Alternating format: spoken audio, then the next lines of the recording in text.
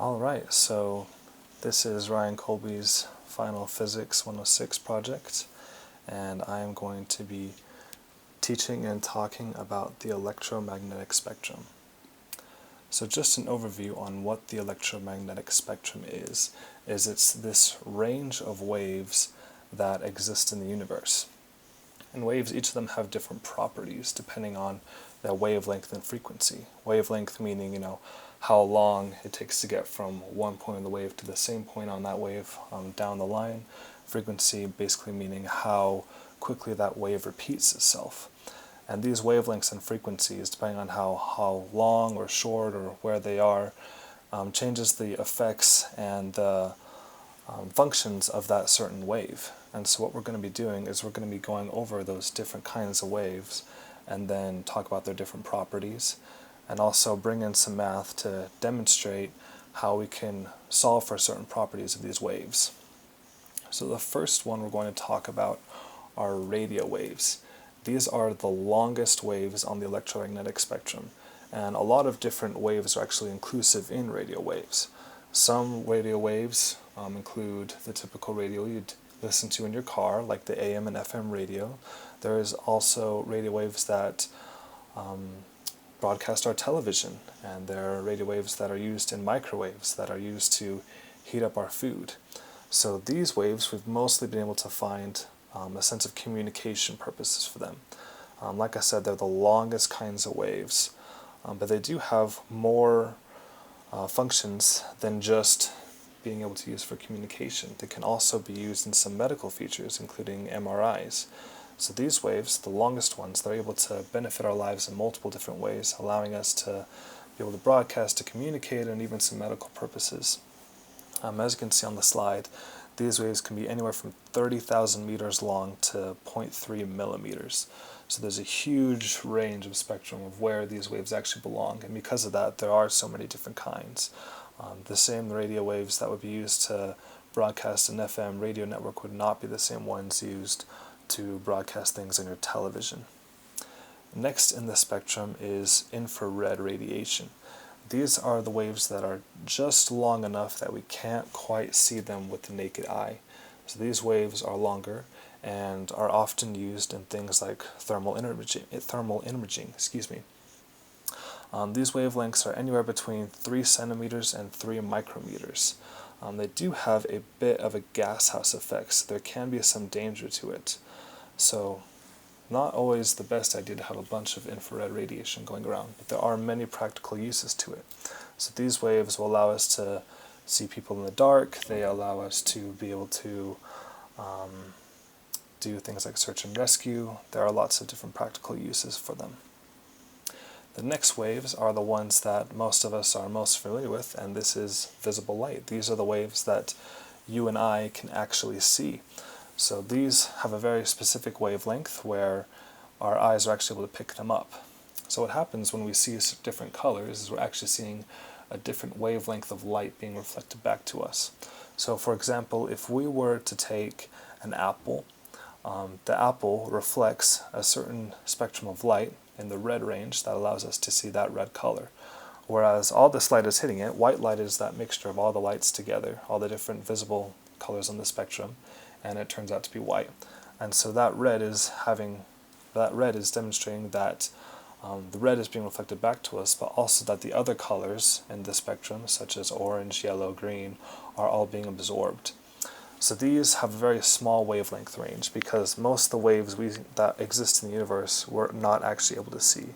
So humans, with what we can see, we're very limited. We have a small range, and so these waves are between 380 and 740 nanometers. But like we said, there are lots of practical uses to these waves because they allow us to see and to move around without too much of a hiccup and able to function as a society.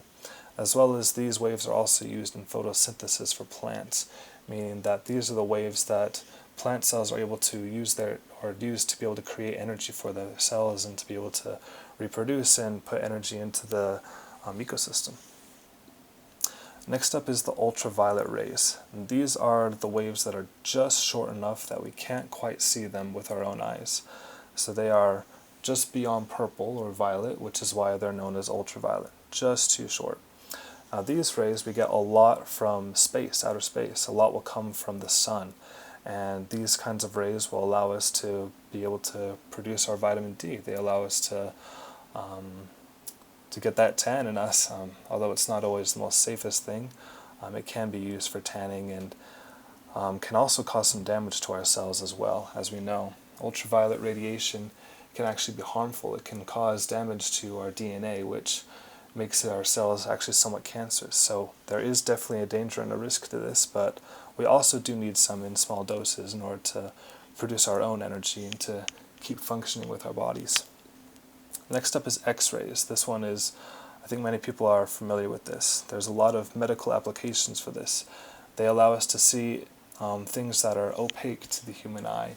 So being able to see things inside our human body, and also being able to see things like what's inside of airplanes. These machines allow us to view things that we wouldn't normally be able to see. There are a lot of medical applications, like we already discussed. There's the ways that we can see inside and be able to get an idea of what's going on. When I was younger, I broke my leg, and X-rays is how the doctors knew what surgery I needed and how to fix me up. We have found that in low doses that these are mostly harmless, but that they can also be cancer-causing as well. That's why oftentimes when we receive one, they put some padding on us and the doctor will hide behind, because in low doses we'll be fine, but there's definitely no need to have more X-rays put through us than necessary, because they can eventually be harmful. Next up are gamma rays, and these are caused by radioactive decay. So these a lot of them will come from outer space, a lot of them come from molecules decaying, atoms decaying, and they're this very short wavelength, high energy ray that can cause a lot of damage. So these ones are the ones that are most often associated with the cancer-causing rays, because they go in there and they'll absolutely destroy your DNA, causing all kinds of improper replications and causing the cells to become cancerous. Funny thing is that it can actually do the exact opposite of that, has the exact opposite effect as well, where it can actually be used to fix cancer as well. Because if we are able to target it and use it specifically on a certain spot of someone who has cancer, then we are able to destroy those cells as well and to be able to rid someone of cancer. So high risk, but they are able to have some chemotherapeutic and medical qualities to them as well. So now we're going to talk a bit about problem solving with the electromagnetic spectrum. So all of these waves are traveling at the speed of light. And because of that, we're able to use an equation to be able to figure out a different wavelength and a different frequency that we might be able to calculate if we know one or the other. So the speed of light is going approximately at 3 times 10 to the 8th meters per second, which is very, very fast. And knowing this, we also know that any wavelength of a certain wave multiplied by its frequency is going to equal the speed of light, meaning that they'll be able to multiply the two together and get the speed of light. This is very useful to us because now we can just know one or the other, and we're able to calculate what the frequency or the wavelength is. There can be a large range, though, as to where exactly these wavelengths and frequencies are, which is why we have so many different units to measure them with. Wavelengths can be kilometers long, they could be picometers long, and then frequency is often measured in hertz. We use megahertz, gigahertz, kilohertz, whatever it might need to be, because there is such a large difference between the different kinds of waves that we see in the world. So we're just going to do a problem real quick to kind of discuss how we might be able to use this. So what we have here is there's a wavelength of a radio station broadcasting at 105.1 megahertz. So when we dial into the radio, we're able to switch to channel 105.1 on our FM radio, and we're able to hear. Now what we want to do is we're going to be able to find the wavelength, so how long it is from one side of that wave till it repeats itself. So what we can do is we can rearrange the equation we had earlier, where the wavelength multiplied by the frequency is equal to the speed of light, and we're able to get our wavelength is equal to the speed of light divided by frequency. Since we have the speed of light, that's always a constant, is 3 times 10 to the 8th meters per second, and we have frequency, we're able to calculate for what that wavelength should be.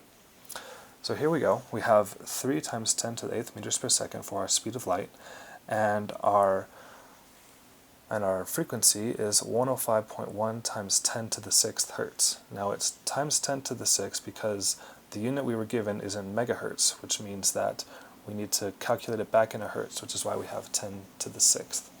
Now if we take 3 times 10 to the 8th meters per second divided by 105.1 times 10 to the 6th hertz, we're able to get a wavelength of 2.85 meters.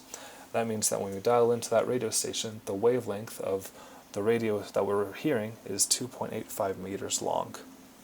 And we're able to do the opposite as well. This time we are given a wavelength and asked to find the frequency. So we can just rearrange the equation into a different way. So this time we have a wave moving at the speed of light with a wavelength of 615 nanometers. So this is much smaller than the wave that we just calculated. We can still do it though, so it's the same thing where we would just have the speed of light divided by the wavelength this time, and it's going to give us the frequency. So again, we want our wavelength in units of meters, so we have 615 times 10 to the negative 9th meters to calculate for the 615 nanometers. And we take the speed of light and divide it by that, and we're able to get 488 terahertz. Now a terahertz is 10 to the 12th, so there's a very, very fast frequency. It's repeating all the time. Now this wavelength, actually, if we were to take a look, since we know it's 615 nanometers, we're actually able to calculate exactly what kind of wave that is. If we were to look it up on our table of known waves, we're able to find out that this wave is actually the visible light orange, which is why I drew everything in orange. And so not only are we able to calculate wavelength and frequency, but once we are able to solve for that, we can actually figure out what kind of wave this is that we're receiving and what can be done with it. And that concludes my presentation. So thank you.